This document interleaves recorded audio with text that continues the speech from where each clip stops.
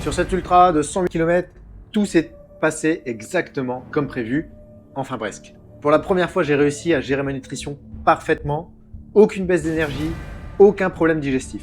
Le plan était nickel. Sauf qu'à un moment, mon corps a décidé de plus être d'accord. Et là, ça devient une vraie discussion entre ce que je veux faire et ce que mon corps accepte de faire. Je vais te raconter comment cette course devait être la plus propre que j'ai jamais faite et comment elle a fini par devenir un vrai combat. Et accessoirement, comment un simple détail peut ruiner ta journée.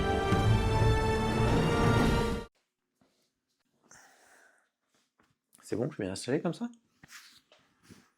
J'ai rien dans les dents? Hein, c'est bon. Bon bah, si tout est bon, tu peux y aller alors, hein. Vas-y, c'est parti, lance la musique.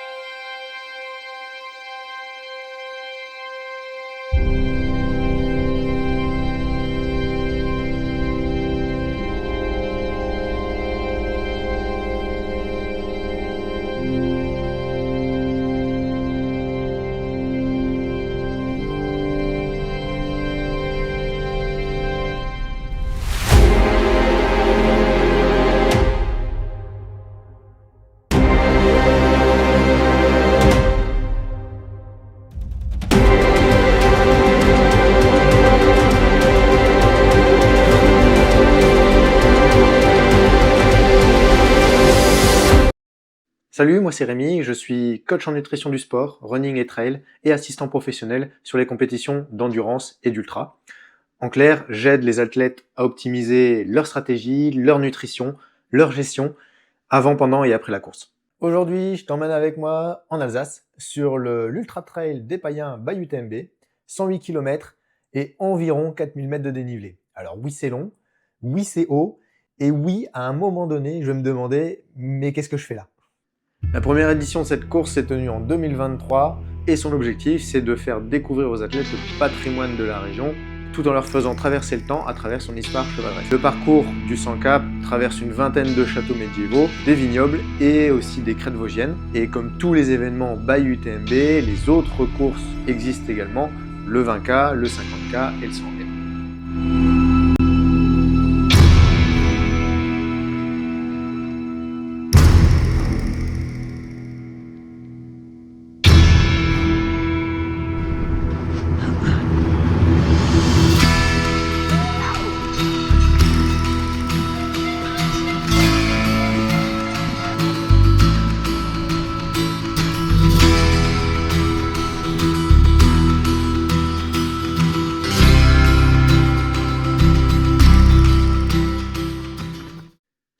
Pourquoi j'ai voulu participer à cette course?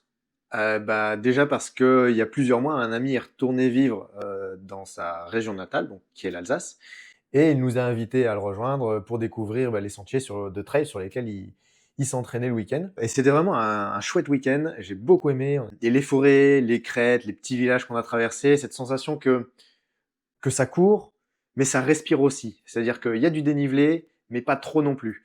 Et je me suis dit, ok, c'est vraiment un endroit que j'ai envie de pratiquer un peu plus. Et puis surtout, cette course fait partie de mon plan d'entraînement pour la TDS, qui aura lieu fin août au départ de Courmayeur en Italie. La TDS, c'est une difficulté que j'ai encore jamais rencontrée. Le genre d'épreuve en fait où tu peux pas arriver juste motivé. Il faut aussi être bien entraîné, bien organisé et surtout pas avoir une gestion trop bête de ta compétition le jour J, quoi. Alors mes objectifs pour cette course sont simples, en tout cas sur le papier. Le but c'est de terminer la course en moins de 16h30 et de peaufiner aussi ma stratégie nutrition pour éviter ces baisses d'énergie que j'ai régulièrement sur les ultras et que j'ai encore eu sur les courses précédentes. Et je veux aussi éviter les problèmes gastriques parce que sur mes 2 dernières courses, ça m'a vraiment pourri l'expérience. Et enfin, je veux aussi peaufiner la stratégie de mon assistance parce que sur la TDS, l'assistance va être vraiment indispensable. Alors la veille de course, on fait comme il faut. Retrait des dossards, checklist du matériel et surtout finalisation de ma nutrition, notamment en préparant mes gels maison, dont je te parlerai un peu plus à la fin de la vidéo, qui sont un tournant majeur en fait pour moi sur les ultras. Et j'ai aussi briefé mon équipe d'assistants On avait déjà tout cadré, tout validé en visio quelques jours avant, mais j'aime bien revalider les détails juste en amont de la course. Qui fait quoi, à quel moment, quelles infos on se passe, comment on évite de perdre du temps, parce qu'en ultra, une minute bêtement utilisée, c'est une minute qui peut se payer cher plus tard. Ensuite, repas sans changer les habitudes, et surtout sans fibres. Et on termine la journée avec un peu de mobilité, et surtout dodo avec les poules, parce que j'ai beau le faire le malin là, mais en fait le sommeil, ça fait vraiment partie de la performance. Le matin de la course, premier bon signe, j'ai la sensation d'avoir bien dormi et suffisamment aussi. Et d'ailleurs, ma montre me l'a confirmé, et ça, c'est rare la veille d'une grosse course, donc c'est un bonus que je prends volontiers. Je me prépare, petit déjeuner léger mais équilibré, et là, je vais te dire un truc pas très glamour, mais indispensable. J'ai été très très attentif à bien vider mes intestins. Je voulais surtout éviter les problèmes que j'ai eus sur les courses précédentes et partir avec le moins de risques surprises possible. La team d'assistance est là aussi, elle est prête, elle est en forme. Et sur la ligne de départ, on croise un copain d'école qui court aussi beaucoup. Il veut prendre sa revanche sur cette course parce qu'il a abandonné l'année dernière à cause de problèmes gastriques justement, et soi-disant passant qui sont l'une des causes principales des abandons en trail et en ultra. Et ce jour-là, je fais un truc inhabituel, je décide de faire un bout de chemin avec lui. Parce que lui, il a décidé de partir tout doux, et moi qui fais souvent l'erreur de partir beaucoup trop vite, bah cette fois-ci, je vais le faire plus calme, grâce à lui.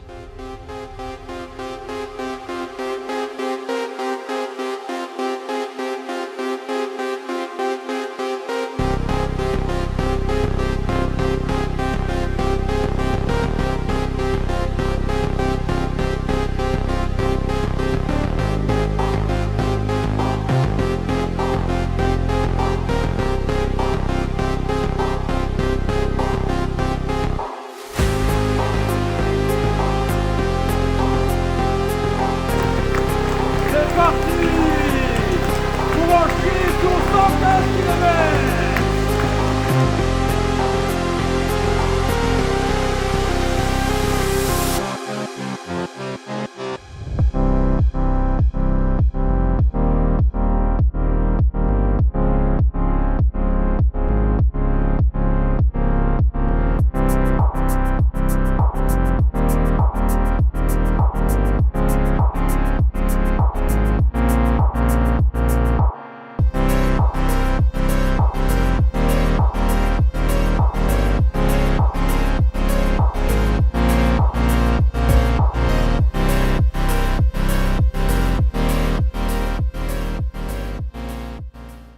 On discute, on prend le rythme. Dès la première montée, je commence à me découvrir parce que oui, j'ai vite chaud et au bout de 5 minutes, je suis en nage. Ça, c'est mon talent.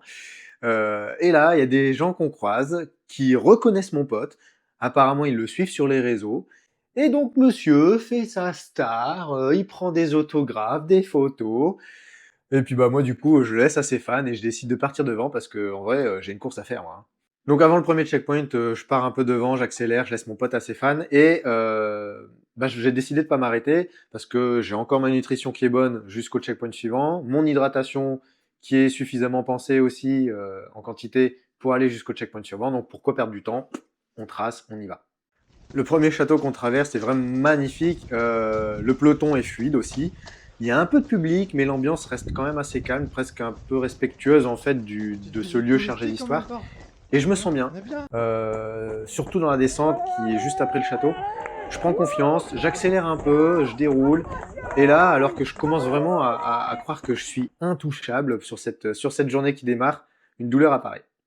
Derrière le genou droit, la même douleur que j'ai eu du mal à résorber depuis mon dernier 10 km il y a quelques jours, où j'ai mis pas mal d'intensité dans la course quand même, juste pour voir ce que j'avais encore dans le ventre sur route, alors que je m'entraîne pour du trail depuis 5 ans.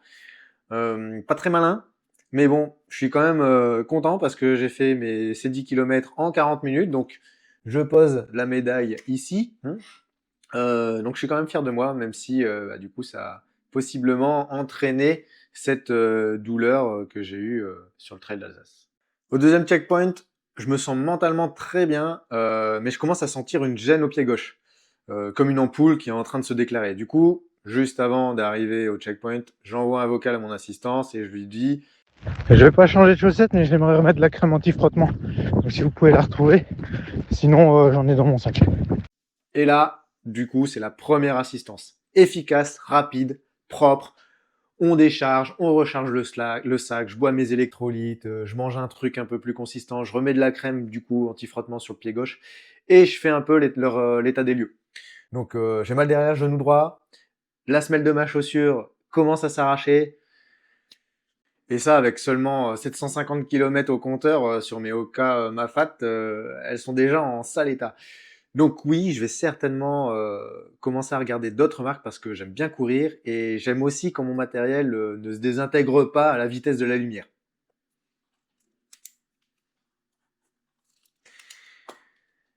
Mais à part ça, tout va bien et je repars super motivé. Franchement, quand tu as une assistance qui est autant au taquet dès le premier point de checkpoint, ça te porte vraiment pour la suite.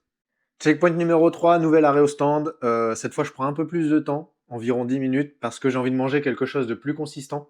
Et là, ma team me dit, écoute, ta balise GPS, elle marche pas, on n'arrive pas à te suivre. Alors, je vérifie, la course elle est bien lancée, le traceur GPS, il est activé, les données mobiles aussi. Par contre, je vois en effet que le chrono, il s'est pas lancé. Mais je comprends pas pourquoi, et franchement, avec toutes les fiches assistance qu'on a déjà préparées, le tableau des allures et tout ça, pour l'instant, c'est pas inquiétant. Et puis je repars, et là, un petit moment de frayeur, il y a un arbitre de course qui me voit au loin. C'est parti, c'est parti. Petit pancake au passage,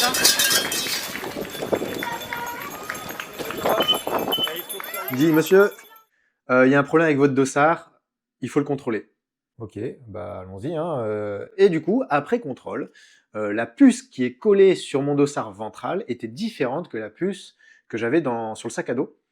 Donc c'est ce qui mettait en erreur en fait la balise GPS. Du coup, elle savait pas qui elle devait suivre, soit la puce qui était devant, soit la puce qui était derrière. Donc elle faisait rien du tout.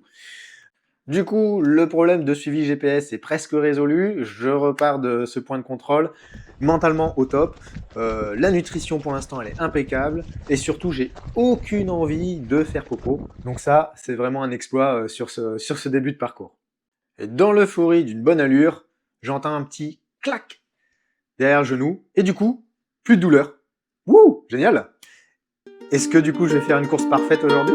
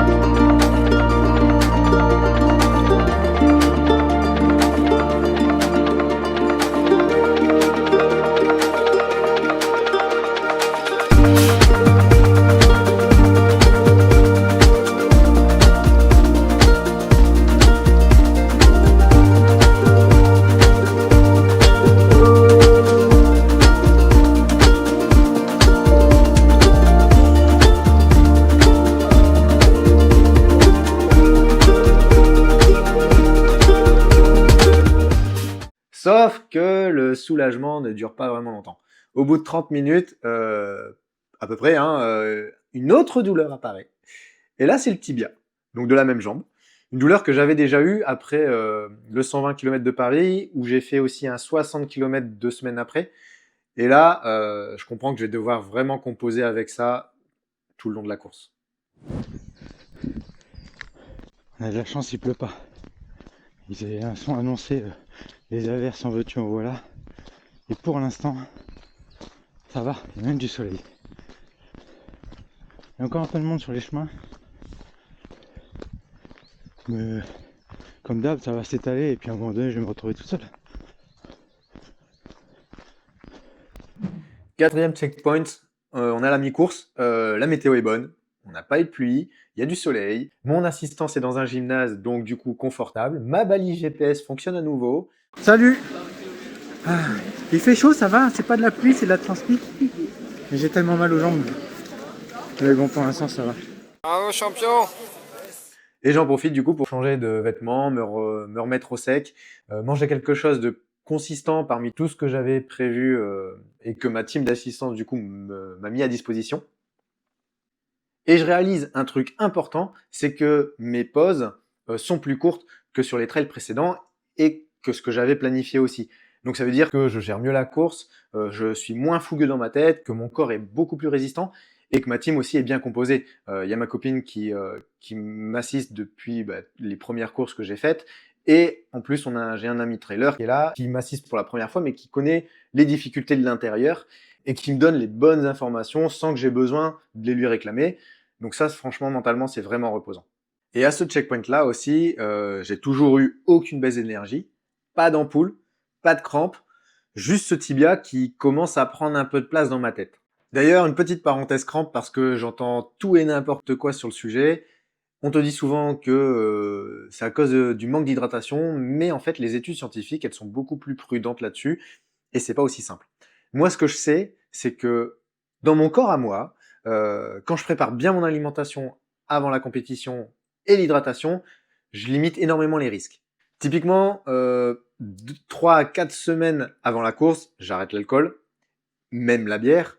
Une semaine avant la course, je simplifie aussi ce que je mange. Par exemple, j'arrête de manger de la viande rouge pour arriver vraiment propre en fait sur la ligne de départ. Et si malgré tout, j'ai une crampe qui arrive pendant la course, j'ai une technique qui est vraiment infaillible. Je prends un sachet de sel, un petit sachet de sel de chez Flunch. C'est très important qu'il soit de chez Flunch, sinon ça marche pas, c'est scientifiquement prouvé. Pub pour Flunch, ça c'est fait. 5e checkpoint, le plus gros checkpoint de la course, c'est là où on peut récupérer son sac de délestage, si malheureusement on n'a pas eu la chance d'avoir une assistance. Mon assistance n'y est pas, comme prévu, parce que comme il y a beaucoup de monde, et c'est aussi difficile pour se garer à cet endroit-là, et que c'est à seulement 1h30 du checkpoint précédent, je me suis dit que c'était pas très utile. Donc, mon plan pour ce checkpoint est simple. Je remplis mes flasques, je bois un petit bouillon chaud, et on repart direct. Sauf que repartir direct, ça a été compliqué, parce que les 3 ou 4 minutes de pause ont suffi un peu à refroidir mes jambes, et en repartant, le tibia me fait vraiment mal. Je serre les dents, je force la reprise et je me dis que en réchauffant le tout, ça devrait mieux passer. Eh bien, en fait, pas du tout. Si t'es tatoué comme moi, hein, par exemple, tu vois un peu l'image peut-être. Au début, c'est une douleur qui est gênante, qui fait pas vraiment mal. Tu sais pourquoi elle est là, hein, tu la supportes et puis t'avances. Mais plus ça dure, moins le corps arrive à la contenir. Et ça devient donc une douleur qui te prend vraiment la tête. Et pas que. Et là, c'est pareil. Mon tibia, c'est mon tatoueur, et sauf que j'avais pas validé le dessin avant, et là, ça commence vraiment à faire mal. Alors, heureusement, il y a quand même un moment agréable qui arrive. C'est une partie dans la forêt, quelques centaines de mètres, où on sent de l'ail des ours. Et c'est con, mais en fait, ça te fait t'évader l'esprit. Tu respires à grands poumons, et tu oublies un peu pourquoi t'es là, et pourquoi t'as mal. Checkpoint numéro 6, on est à 80 km, et c'est là que c'est bizarre. J'ai encore beaucoup d'énergie, la nutrition et l'hydratation vraiment au top, les pieds vont bien, les cuisses et les quadrilles sont également nickel, mais le tibia, là, je supporte plus. Je continue à trottiner en faisant la grimace, hein. Mon cerveau me dit d'arrêter depuis déjà quelques heures, mais ma volonté, elle me dit, vas-y, il faut vraiment que tu ailles au bout. Pourquoi je me force autant ? Parce qu'en fait, venir à une course comme ça, ça coûte cher, et puis si je termine pas la course, je vais pas avoir les points qui me permettront potentiellement de participer à la finale de l'UTMB en 2027. Alors je vois Julien au bord du chantier.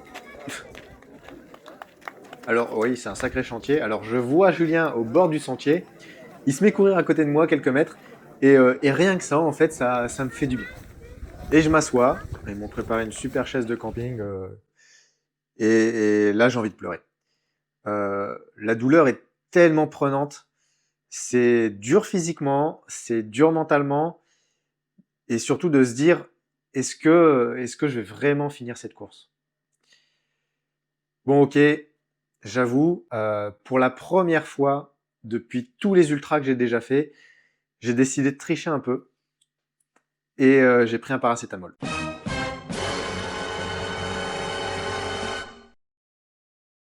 Je mange, je recharge mon téléphone et pour la première fois depuis le départ, je mets de la musique.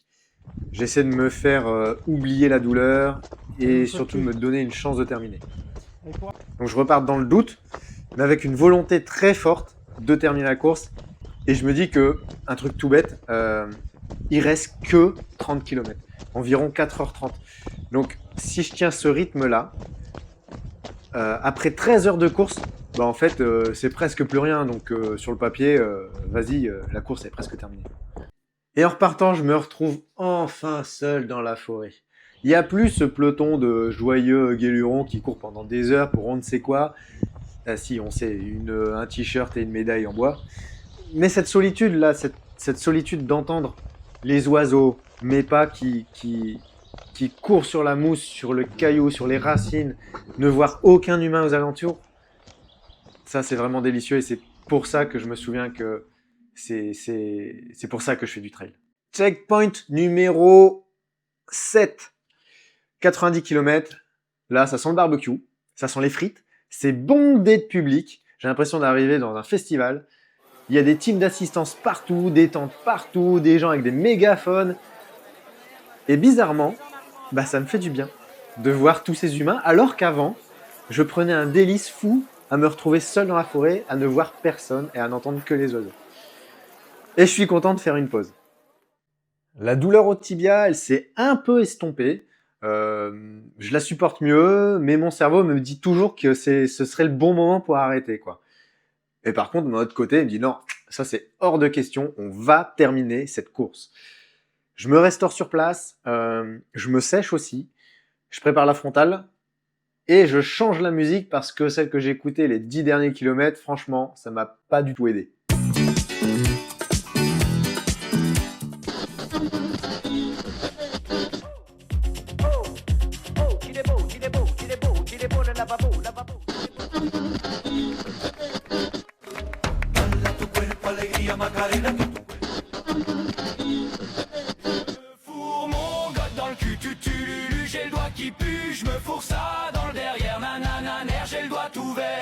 Je quitte le dernier checkpoint où mon assistance sera présente, plus que 20 km. Là, c'est sûr, je vais finir la course. Même si à ce moment-là, je peux pas encore le jurer, je sais que je vais avancer et même avec la douleur, je terminerai la course. Long time ago, when you were just a child, I brought you home and saved you from the wild. In those days we were closer, closer. You used to call me closer, closer. But now you know that it was really me. Can't you see?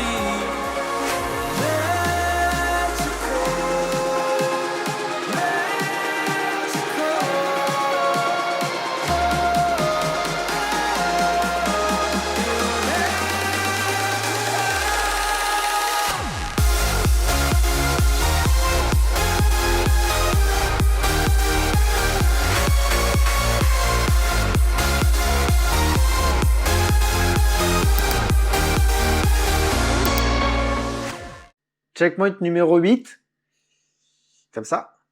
102 km, la nuit est tombée, j'allume la frontale. Le dénivelé est terminé, c'est plus que des petites bosses maintenant. Et pourtant, mon tibia me fait atrocement mal. Je pense que le paracétamol de tout à l'heure ne fait plus effet.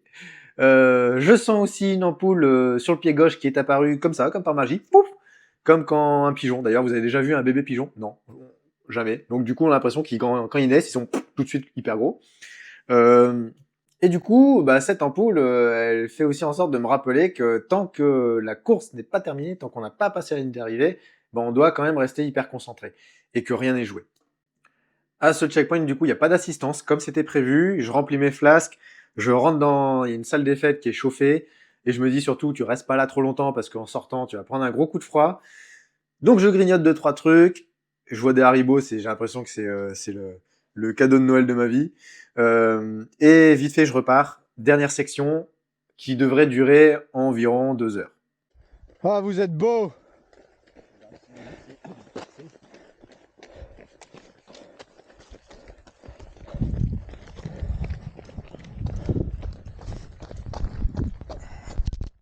Et là, dans ma tête, je pense à mon sac de trail de la marque Instinct, qui est franchement extraordinaire. Il bouge pas quand tu cours. Il y a plein de compartiments. Viens, je vais te montrer, je l'ai là. Donc, comme ceci. Il y a plein de compartiments à l'intérieur. Là, devant aussi, les compartiments. Là, à l'intérieur, il y en a, tout est comme une valise cabine, en fait, finalement. Et il résiste bien à l'eau. Toute la partie qui est là, elle résiste à l'eau. Donc, très pratique. Mais il y a quand même 2-3 trucs qu'on pourrait améliorer pour que ça soit parfait. Et si l'équipe Instinct regarde cette vidéo, écoutez bien, j'ai 2 trucs qu'on pourrait franchement améliorer et ça changerait la vie des trailers. Je vais vous dire ça tout de suite. Déjà, l'intérieur du sac. On a tous des vêtements noirs, on a des frontales noires, on a des accessoires noirs. Et l'intérieur du sac, il est noir. Donc résultat, quand tu cherches du matos, t'es dans un trou noir. Si vous mettiez l'intérieur des sacs de couleur claire, blanc, jaune, enfin peu importe, du moment qu'il y a un contraste avec le noir, ce serait vraiment incroyable. Et deuxième point, les sangles ventrales. Sur le sac à dos Instinct, et beaucoup d'autres sacs à dos également, il y a le maintien à l'avant se fait par des sangles. Alors il y a un réglage qui se fait aussi sur les côtés avec des câbles qu'on peut serrer, desserrer très facilement pendant la course ou avant. Et il y a des sangles, il y a 2 sangles à l'avant ventrale. Quand ton estomac il est gonflé, que tu as des douleurs, que tu as du mal à digérer, ces sangles-là, elles peuvent donner un effet de cisaillement en fait. Donc c'est très désagréable.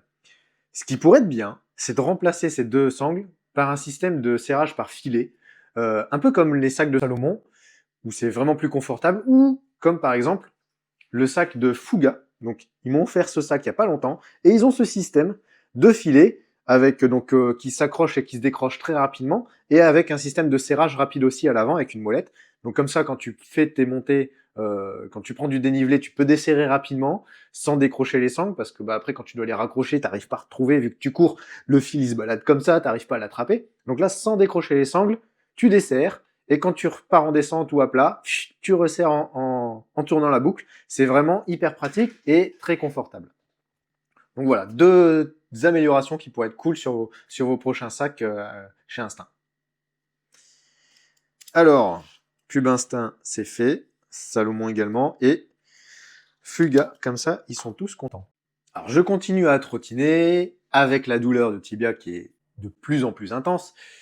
C'est long, mais je sais que ce serait encore plus long si je décidais de marcher.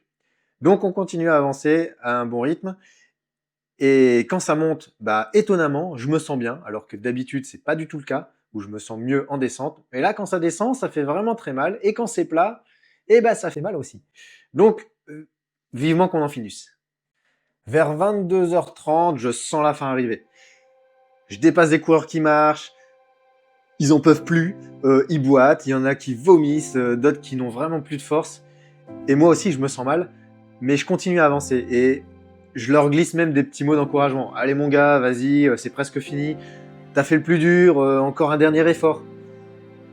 Est-ce que je leur dis ça pour les motiver ou est-ce que je leur dis ça pour me motiver moi-même? Probablement un peu des deux. Et puis voir les gens dans la difficulté, moi ça me donne plus d'énergie pour me dépasser. Merci mon ego.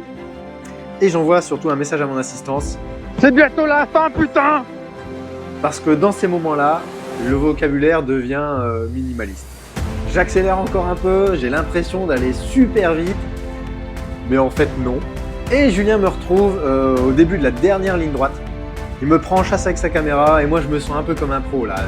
Alors que je suis juste un gars dans le dur qui arrive plusieurs heures après le premier, en vrai. Et je suis quand même filmé et ça change vraiment tout dans ma tête.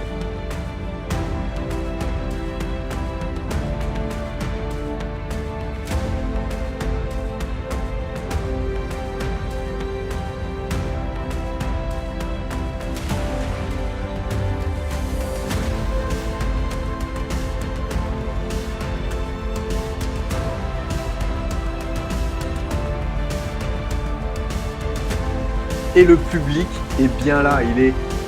D'ailleurs, je me suis rendu compte que plus tôt tu finis une course, plus il y a du monde pour t'acclamer. Mais là, même en fin de journée, il y avait encore du monde et ça, c'est vraiment génial. Et c'est même apparemment de tout ce que j'entends autour de moi, c'est un peu la signature de ce Grand Trail d'Alsace by UTMB. C'est l'ambiance qui est là grâce au public.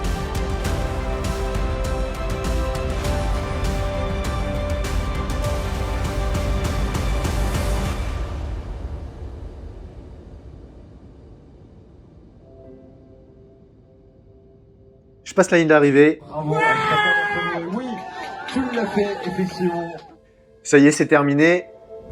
Et globalement, ça s'est plutôt bien passé. Mon assistance a vraiment été extrêmement utile.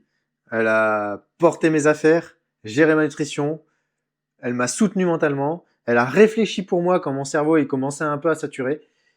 Et ça, sur une course comme ça, c'est un vrai levier de performance. Je suis aussi content du résultat de la course. J'ai fait environ 1 heure de mieux que ce que j'avais estimé au plus tôt. J'ai pas eu de problème gastrique, pas eu de galère d'alimentation, pas eu de grosses douleurs musculaires, pas eu non plus d'irritation ni de baisse d'énergie. Juste ce tibia en fait. Et ça va vraiment falloir que je comprenne pourquoi, que je le soigne, que je trouve une solution avant les prochaines courses et surtout avant ma course objective de l'année qui est la TDS by UTMB. Le parcours de cet ultra trail des païens by UTMB était plutôt roulant. J'ai marché que sur 2 grosses pentes, une au début et une à la fin, et j'ai couru au trottinette tout le reste. Et ça, je le dois vraiment au renforcement musculaire du bas du corps que je fais régulièrement et encore plus régulièrement qu'avant. Parce que du coup, mes cuisseaux, ils tiennent bien le rythme, ils tiennent bien l'endurance et ils ont aussi de la force pour pousser dans les montées, même quand elles sont abruptes. Et pour la énième fois, j'ai encore promené mes bâtons toute la course sans jamais les sortir. Est-ce que c'est vraiment utile que je les prenne? Franchement, j'en sais rien. Peut-être que j'aime bien juste les porter et leur faire prendre l'air pour me faire souffrir un peu plus. D'ailleurs, si toi aussi tu aimerais une assistance comme celle que j'ai eue sur cette course, jette un œil à ce que je propose sur mon site bougetoilecu.fr. C'est une assistance pro pour t'aider à préparer ta compétition, te suivre sur le terrain quand c'est possible et optimiser la récupération pour repartir vite et bien. Je te mets le lien en description. La récup, elle a commencé dès les premières minutes après l'arrivée avec un shaker protéiné, le repas du coureur et en rentrant à l'appart, après la douche, la cryothérapie sur les jambes et la pressothérapie. Ensuite, j'ai dormi la première nuit, j'ai passé la première nuit avec des chaussettes de compression parce que mes jambes et mes chevilles ont tendance à gonfler énormément après ce genre de course. C'est pas très glamour, mais c'est plutôt efficace.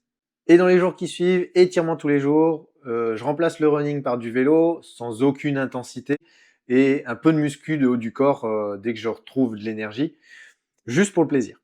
Parce que oui, faut aussi faire des trucs qui te font du bien de temps en temps, sinon tu deviens juste un robot à kilomètres. Je suis aussi passé chez mon ostéo préféré pour un check-up complet et surtout pour comprendre cette douleur au tibia. Et là, elle me sort une phrase, je vais vous la lire. Si les chaussettes poussaient dans les arbres, les escargots feraient du vélo pour aller cueillir des nuages en chocolat. Qui est-ce qui a versé les fiches avec l'histoire du soir de la petite? Ah, est-ce que je vous ai dit que cette chaise faisait partie du mobilier de Flunch il y a 10 ans? Deuxième pub pour Flunch, c'est fait. Ah oui, au fait, faut vraiment que je te parle de mes gels maison, parce que c'est vraiment un truc qui a changé mes courses. Enfin, en tout cas, qui a changé ma course, parce que c'est bien grâce à ça que sur ce trail d'Alsace, j'ai pas eu de baisse d'énergie et j'ai pas eu de problème gastrique.